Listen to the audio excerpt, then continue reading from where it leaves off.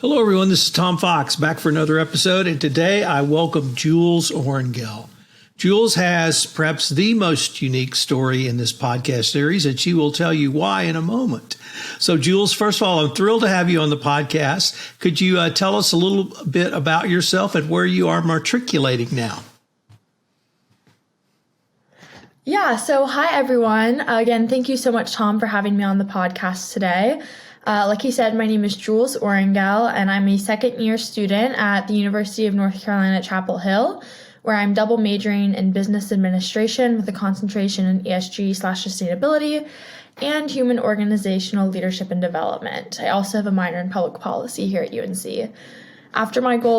After graduation, my goal is to work in ESG and sustainability at a global, impactful organization. And in my free time, I love to cook, travel, play guitar, and cheer on my favorite college gymnastics teams. So as you now know, we have our first undergrad student on this podcast. And I thought it'd be great to visit with Jules because not only does she have a great passion for ESG and sustainability, but she's actually working towards making it a professional career. So, Jules, with that, could you tell us what were some of the key influences that got you really where you are today at UNC? So, from my time as a little girl in childhood, I've always been interested in business. Both my parents are entrepreneurs, and I kind of was raised up in a world where I was considering the importance of analytics and marketing and all of these different business skills. I always laugh about running around on the playground wearing my pink Tom shoes, talking to my friends about how that company was impacting kids across the world just like me.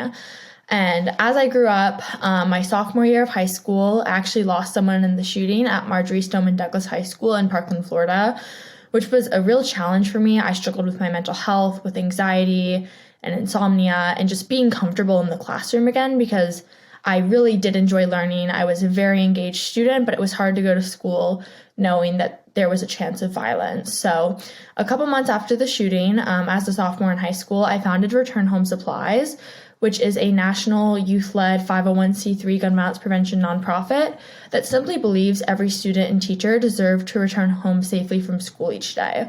So throughout high school, in response to that shooting and as a way to help myself just heal from the trauma my community had experienced, I traveled across the country speaking about gun safety legislation and how other people could get involved through voter registration and advocacy. And we actually ended up raising over $5,000 for allied gun safety organizations. This experience was really incredibly meaningful to me personally because of my experience with gun violence. But it also opened my eyes to how policy and business were intermixed in a way that I had never really understood before. Going and talking with lawmakers, I became increasingly frustrated at the fact that millions and millions of dollars were pouring into their legislatures through corporate PACs from organizations like the National Rifle Association, and that because of that corporate money and that corporate greed, we weren't seeing the gun safety legislation that the majority of Americans so desperately wanted to see passed. We were learning about the United Nations Sustainable Development Goals in my school, and I started to kind of open my eyes to how potentially business could help solve all of these social, economic, and environmental problems that I was experiencing. So upon coming to college, I enrolled in a first-year seminar called Policy Entrepreneurship and Public-Private Nonprofit Partnerships, where we learned about B Corp leaders and we learned about how organizations can work with each other across sectors, whether they be in education, government, nonprofit, or business. And I think learning about how ESG is incorporated through all of those organizations really sparked my interest and kind of changed my majors a little bit. I then declared a business major in addition to my public policy focus. And I think taking classes in ESG now is just totally opening my eyes to what ESG and business and nonprofit and all of that can do to make the world a better place. Jules, told us about what led to your interest in ESG, but one of the things that intrigues me the most about you is how you are building your academic background to lead to a career in ESG. And so I was wondering if you could tell us a little bit about some of the things that you have done academically and at college that you feel have really helped you in this goal. Mm-hmm. Like I mentioned earlier, my transcript and my majors and everything are quite a mouthful, but I can repeat them again. I'm a business administration major, and I'm designing my own concentration in ESG and sustainability within our business school here at UNC. And I'm also involved in a program at the School of Education called Human Organizational Leadership and Development. And that really focuses on a wide variety of organizations, as well as leadership, data, and diversity, to make sure that we're tackling these ESG challenges through as broad a lens as possible. So in that coursework, I'm really getting to dive into all components of ESG. I took a class my first year at UNC called Business in the Environment, where I really got some hands-on experience. I was writing papers about Ben & Jerry's sustainability strategy reports and offering solutions on how they could reduce their dairy greenhouse gas emissions and better improve their climate advocacy across the country. I also wrote a paper in that class about Patagonia's sustainable marketing campaigns, some of which are a little bit controversial, like their famous Don't Buy That Jacket campaign, where they published a full-page ad and said, if you buy this jacket, you will be creating this much plastic waste and be using this many gallons of water. And the campaign actually ended up boosting sales for Patagonia. So people wonder if that actually accomplished their mission of reducing this crazy consumption-based economy that we have now.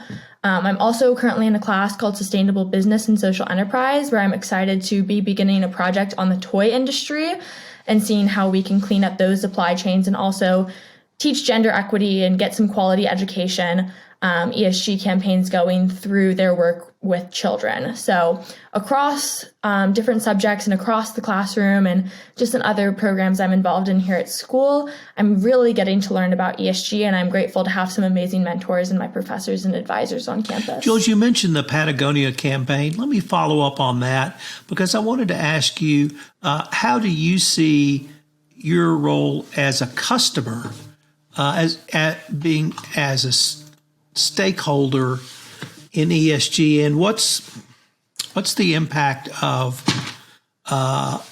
customers on ESG? And if you want to use the Patagonia example, that's fine, but others that you may have come across.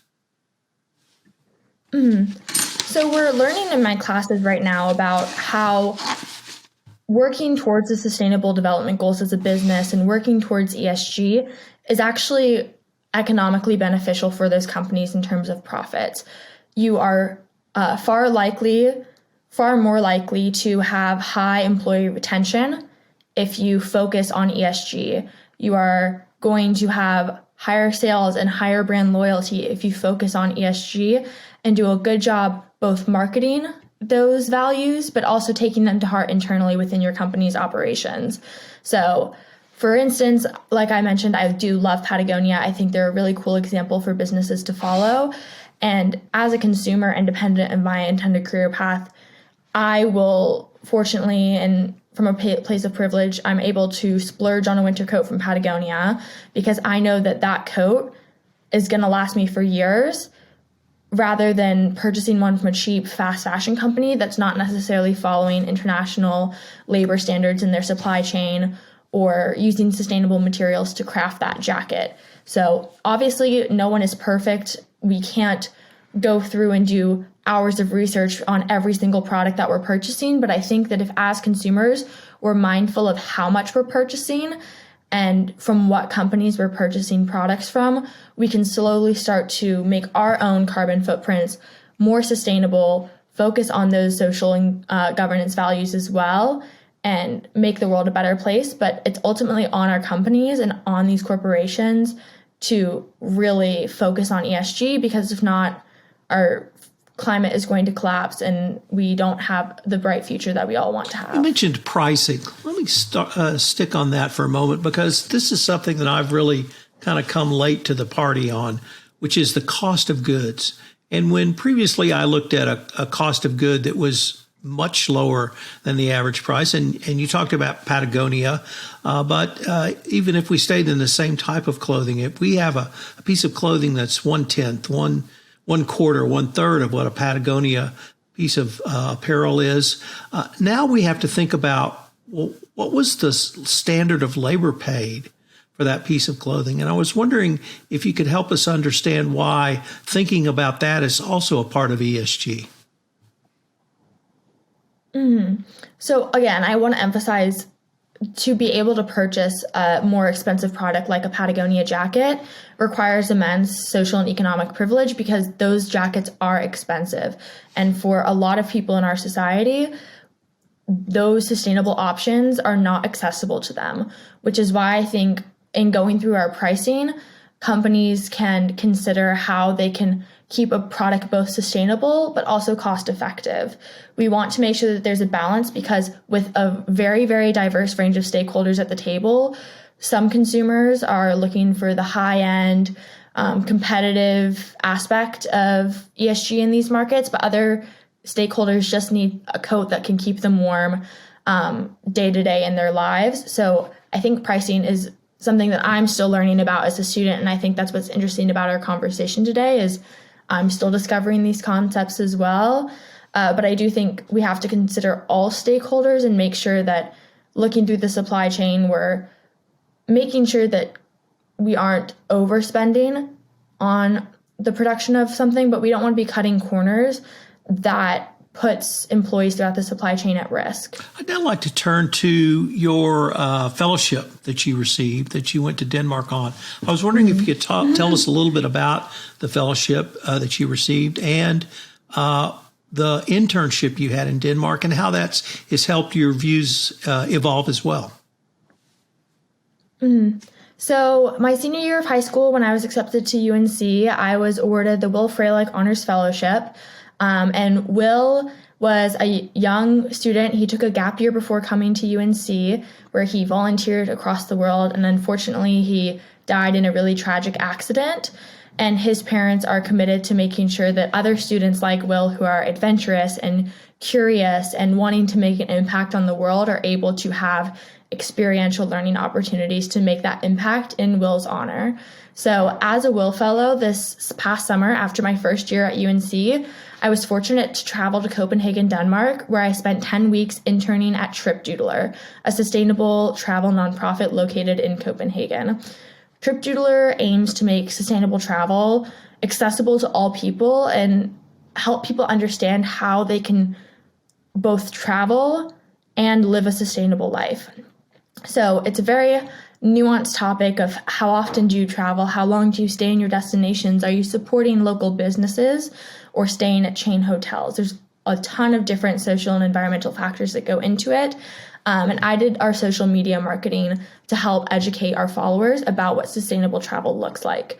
So as you probably know, Denmark is known as the world's happiest country, and I can definitely attest to that. I absolutely loved my time there. So every day I was coming to the office and learning new skills in social media analytics, copywriting, content creation. But what was most important through that experience was how my belief in equitable business and sustainable business really grew. So whether I'm working at a global corporation one day or another small startup like TripDoodler, I think you don't have to have millions of dollars in resources to prioritize your ESG. And I just wish more companies would do what TripDoodler did and really focusing on how they can build a sustainable future. You've also been accepted into the Kenan Scholars Program at UNC. Could you tell us a little bit about what that program is and how that's helped you in your academic studies? Of course, yeah. So the Kenan Scholars Program is another wonderful program here at UNC Chapel Hill. I'm fortunate, like I said, to have such wonderful mentors and a big circle of support around me in pursuing this future in ESG. But essentially, the Kenan Scholars Program supports business students at Kenan Flagler Business School who aim to use the private sector to create social good. So in my involvement with the Kenan Scholars Program, I'm going to be interning at a nonprofit or public sector organization this summer. Which one is to be decided. I'm still in the application process, which is exciting. And then summer going into senior year, I'll be interning at a private sector organization where I can really take my cross-sector skills and put them to use in a role focused on ESG or corporate social responsibility, because that's what I'm super passionate about. Throughout the year, we're getting to hear from academic and industry leaders on what sustainability looks like in the real business world. We're getting to conduct groundbreaking research on gender equity and supply chain sustainability and all of these factors that go into ESG. And I'm really happy to see what I learned coming out of the other side of the program. I want to turn now to ask you to speak a little bit about your generation and why you feel like your generation has not only embraced ESG, sustainability, diversity, and many other concepts, social justice, but why you see the business world as a way to move these initiatives forward. So what I love about being Gen Z, though there are certainly some silly stereotypes that exist about us out there, I think my generation is the most diverse generation and the generation, in my opinion, that's most focused on social and economic justice. We are very, very involved at a young age, before we can even vote, to be honest, in policy and trying to get climate legislation passed and all of these wonderful things. And as you know so well, Tom, ESG in business is all about where consumers want to spend their dollars.